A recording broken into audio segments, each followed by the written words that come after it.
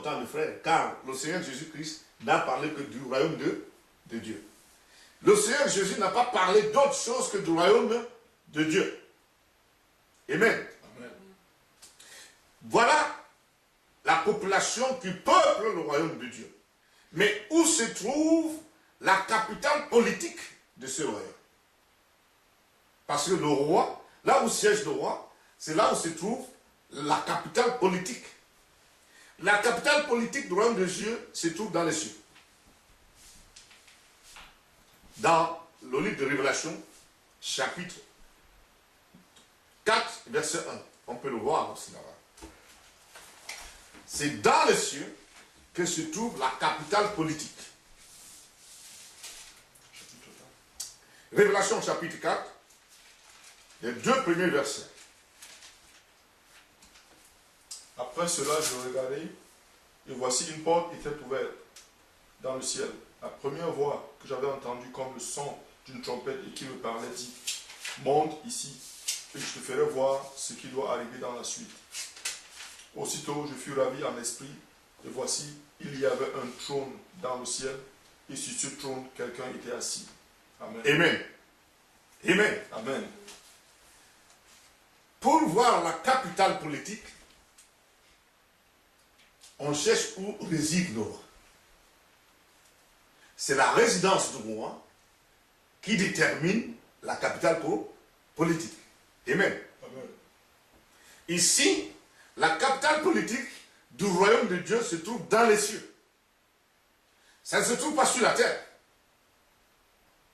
C'est des cieux qu'on a les règles. Les règles du royaume de Dieu viennent des cieux. Amen. Amen. Et ces règles s'appliquent sur tous les univers de Dieu. Donc, ce que Jésus-Christ est venu annoncer. Voilà, présenter brièvement le royaume de Dieu. C'est ce royaume-là que Jésus est venu nous expliquer. Qu'il est réel. Parce que Jésus lui-même est venu sous la forme visible à l'œil. Amen. Amen. Maintenant, nous parlons de Jésus-Christ très brièvement.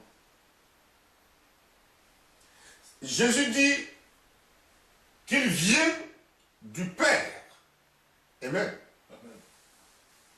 Donc, Jésus a existé avant la création de la terre. Donc, avant que la terre ne soit créée, Jésus existe. Parce qu'il dit qu'il vient. Dans Ésaïe chapitre 9, dans son verset 5, nous allons lire des choses indispensables, intéressantes. Dans Ésaïe, le livre d'Ésaïe, chapitre 9, verset 5. C'est lui qui tout peut lire. Car un enfant nous est né, un fils nous est donné, et la domination reposera sur son épaule.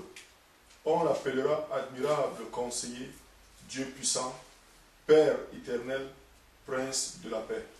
On l'appellera admirable, Dieu puissant, éternel. Mais l'enfant qui vient de naître, et l'enfant qui est né, il est appelé admirable conseiller. Il est appelé éternel. Éternel, c'est un mot français. Dans le contexte d'Isaïe, que c'est lui qui n'a pas de fin, qui est atemporel. L'enfant nous est né. Jésus vient sur la terre, sous forme humaine. Mais il a existé avant qu'il ne vienne. Parce que lui-même, il dit dans la Bible que avant que Abraham ne soit, je suis. Avant que Abraham ne fût, je suis. Donc Jésus, qui vient annoncer le royaume de Dieu, vient de la capitale politique. Amen. Amen. Oh, alléluia, gloire à Dieu. Jésus vient de la capitale politique auprès de Dieu pour donc nous dire ce que Dieu veut. C'est pour ça qu'il est l'unique à nous expliquer la volonté de Dieu. Amen. Amen. Amen. Amen. Voilà pourquoi le Seigneur Jésus-Christ dit, je suis le chemin, je suis la vérité et je suis la vie. Nul ne vient au Père que par moi. Amen. Amen. On se pose la question pourquoi un être humain et comment un être humain qui a la chair et le sang peut faire des pareilles affirmations. Il n'y a eu personne qui les a faites. Seul Jésus-Christ les a faites. Seul Jésus les a faites. Ceux qui ont fondé la religion, c'est lui qui a fondé la religion musulmane, islamique, il n'a pas dit que il est le chemin, la vérité et la vie, nul ne vient à Dieu que par lui. Parce que lui, il reconnaît que Jésus est venu de Dieu. C'est lui qui a fondé la religion bouddhiste. Il n'a pas dit qu'il est le chemin, la vérité et la vie. Il n'y a pas dans des religions quelqu'un qui se proclame comme étant l'unique chemin qui mène vers Dieu. Mais Jésus-Christ dit que lui, qui vient de naître, aux yeux des hommes, est l'unique chemin, la vérité et la vie. Et que nul ne va à Dieu que par lui seul. Amen. Amen. Oh, alléluia, gloire à Dieu. Amen. Qui est donc mieux placé pour nous expliquer la volonté de Dieu? Il n'y a que celui qui vient de la capitale politique pour nous expliquer la politique de Jésus-Christ. Vous voyez que ici, mes frères et sœurs, je nous ai toujours dit qu'il ne s'agit pas de la religion. Il s'agit d'un gouvernement. Amen. Amen. Il s'agit d'un gouvernement. Jésus vient pour nous expliquer ce que le gouvernement de Dieu a décidé dans les cieux. Et maintenant, puisque nous comprenons ce que c'est donc le royaume de Dieu, puisque nous avons compris où est son étendue, son territoire, et nous avons compris également où se trouve sa capitale, maintenant, étudions les phrases, la phrase de Jésus et la phrase de Jean-Baptiste. Parce qu'elle est la même. Mais on va l'étudier comme Jésus l'a prononcé. Repentez-vous, car le royaume de Dieu est proche. Amen. Amen. Repentez-vous. Jésus s'adresse aux êtres humains qui sont condamnés. Amen.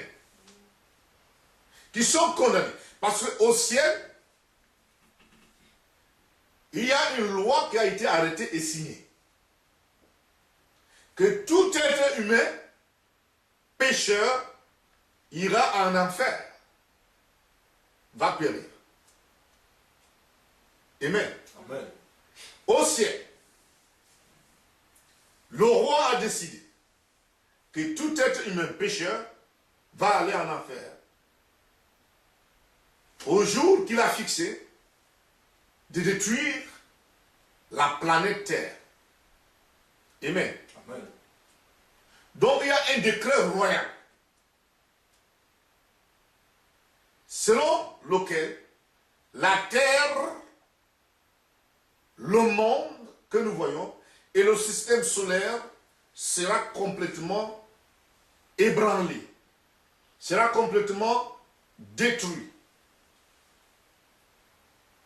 Ayant déjà décidé dans le ciel, Dieu envoie sur la terre celui qu'il a choisi et il a oint et qu'il a placé le roi de sa créature et qu'on nomme le sauveur. Son nom c'est Yoshua, le sauveur des hommes. Et Jésus a pris la forme humaine.